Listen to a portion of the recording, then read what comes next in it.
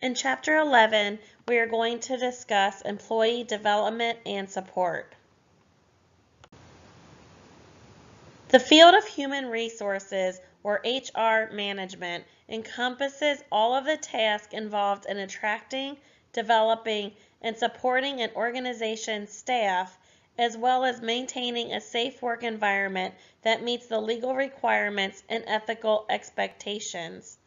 Because of the accelerating rate at which today's workforce, economy, corporate cultures, and legal environment are being transformed, the role of HR management is increasingly viewed as a strategic one. Managers in every organization face an ongoing array of staffing challenges, including aligning the workforce with organizational needs, fostering employee loyalty, adjusting workloads, and monitoring for employee burnout. They also help employees balance their work and personal lives. When discussing aligning the workforce, matching the right employees to the right job at the right time can be a constant challenge. Externally, changing market needs, the competitive moves, advances in technology, and new regulations can all affect the ideal size and competition of the workforce. One of the main items they're focusing on right now is managing work-life balance. The concern over workloads is one of the factors behind the growing interest in this work-life balance. The idea that employees, managers, and entrepreneurs need to balance the competing demands of their professional and their personal lives. Many companies are trying to make it easier for employees to juggle multiple responsibilities with things such as on-site daycare facilities, flexible work schedules, and other options designed to improve the quality of life. Planning for a company's staffing needs is a delicate balancing act.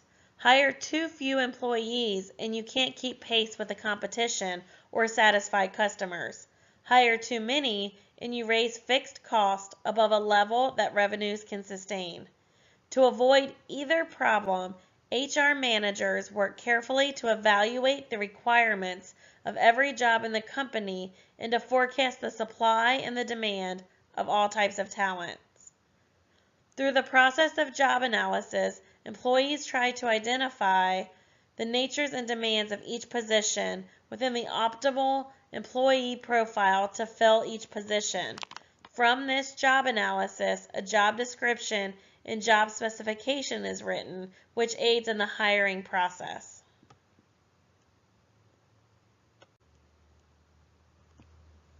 As mentioned on the previous slide, job analysis is the process where employers try to ID both the nature and demand of each position and the optimal employee profile to fill each position.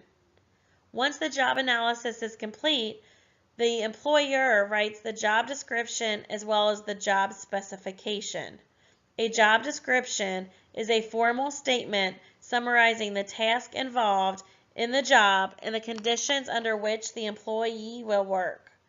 Job specification, on the other hand, identifies the type of personnel a job requires, including the skills, education, experience, and personal attributes that the candidates need to possess. To meet today's staffing and demographic challenges, many companies are adopting alternative work arrangements to better accommodate the needs of employees and to reduce cost in many cases.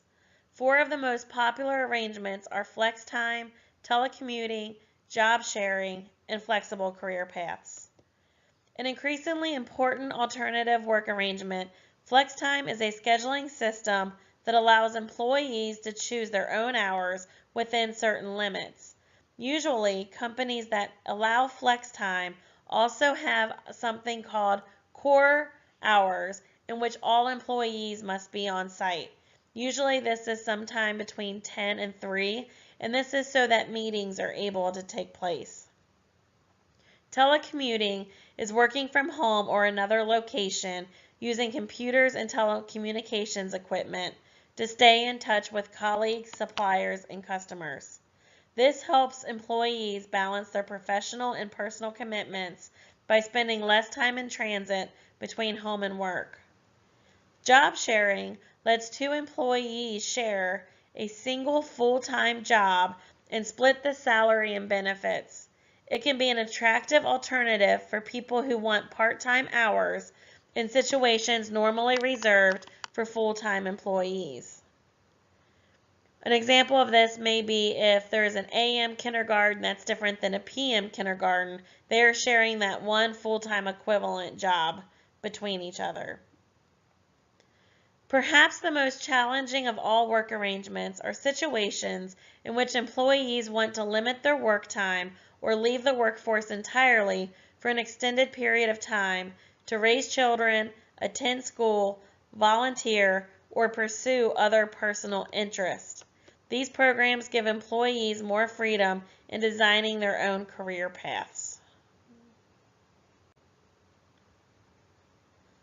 The workforce is always in a state of change, whether from a shift in global immigration patterns or from the changing balance of age groups within a country's population. The companies that are the most successful at managing and motivating their employees take great care to understand the diversity of their workforces and establish programs and policies that both embrace the diversity and take full advantage of diversity's benefits. Some of the most important diversity issues in the workplace include age, gender, race, religion, and ability.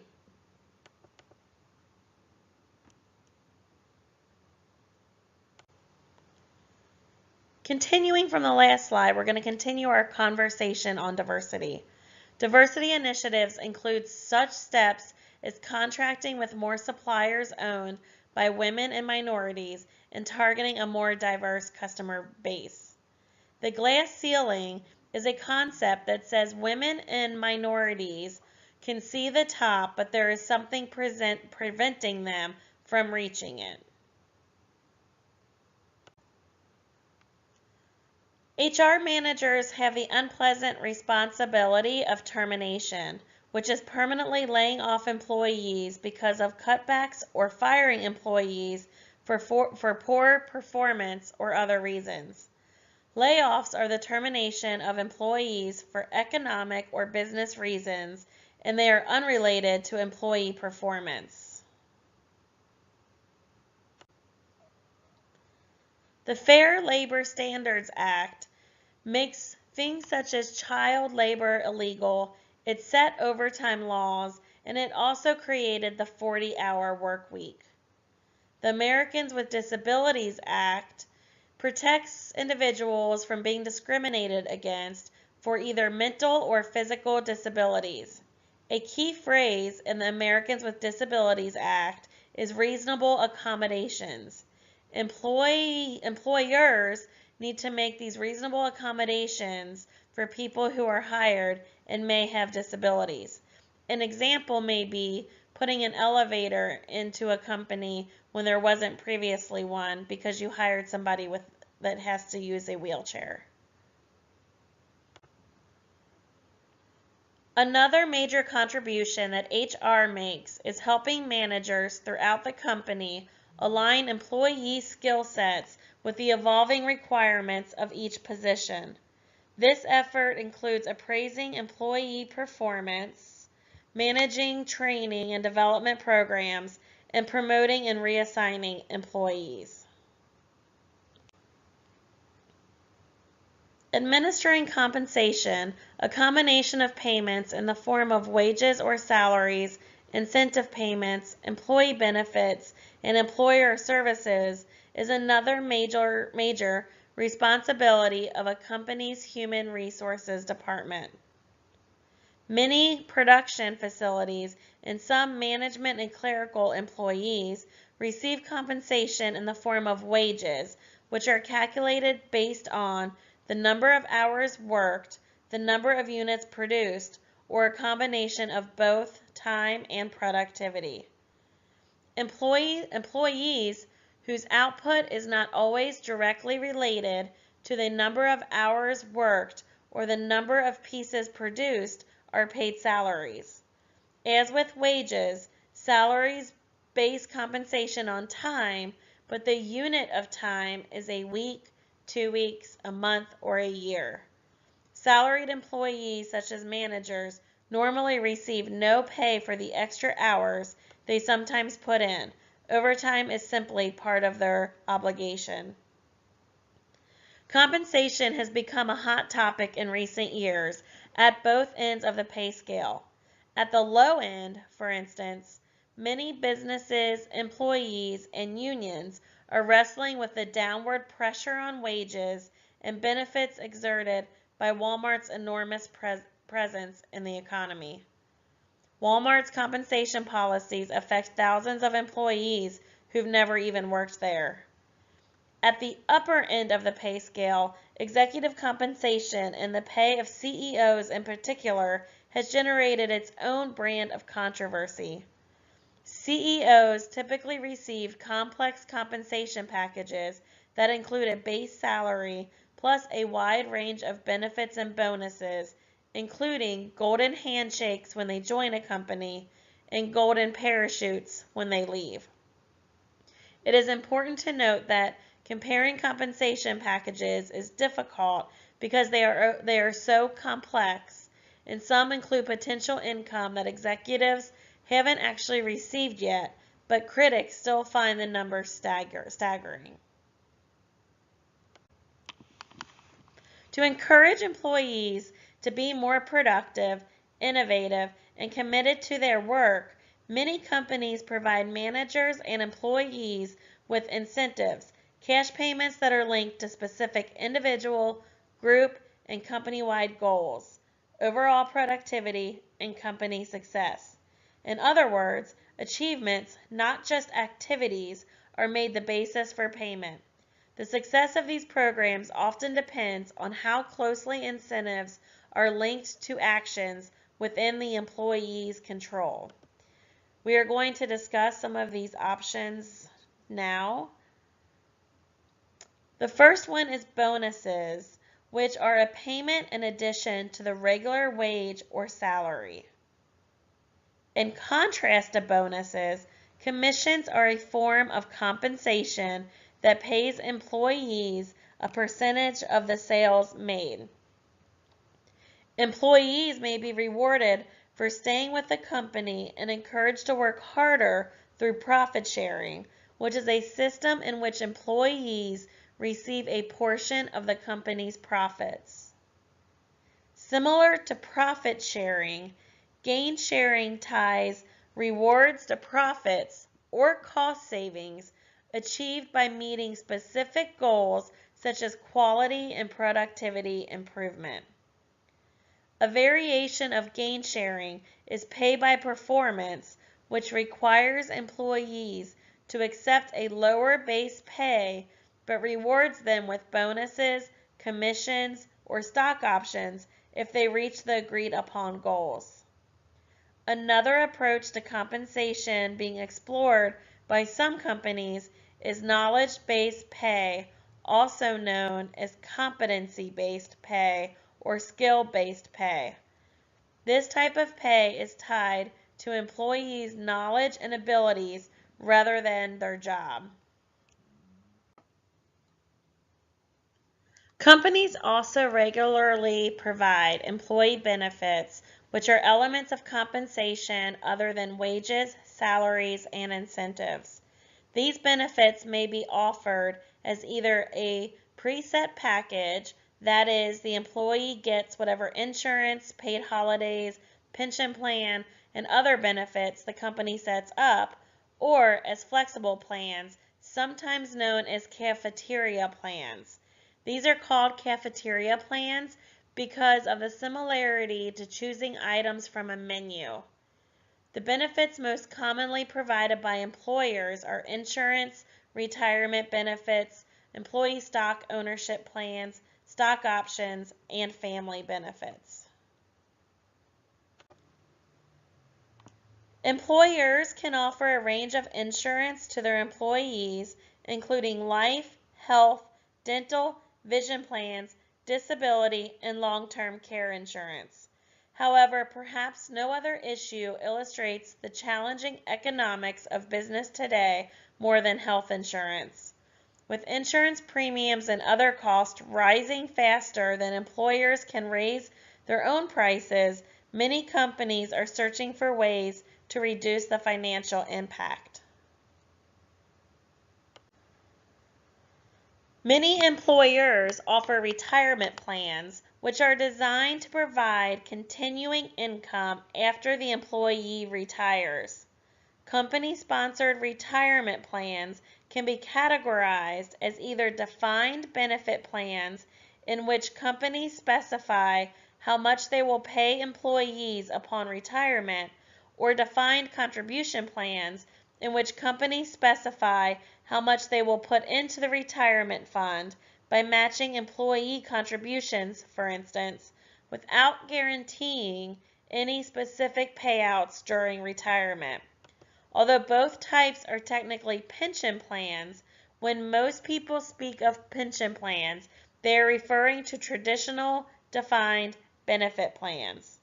Defined benefit plans are far less common than they were in the past, and some of the remaining plans are in serious financial trouble. Defined contribution plans are similar to savings plans. They provide a future benefit based on annual employer contributions, voluntary employee matching contributions, and accumulated investment earnings. Employers can choose from several types of defined contribution plans, the most common of which is known as a 401k plan. In a 401k plan, employees contribute a percentage of their pre-tax income, and employers often match that amount or some portion of it.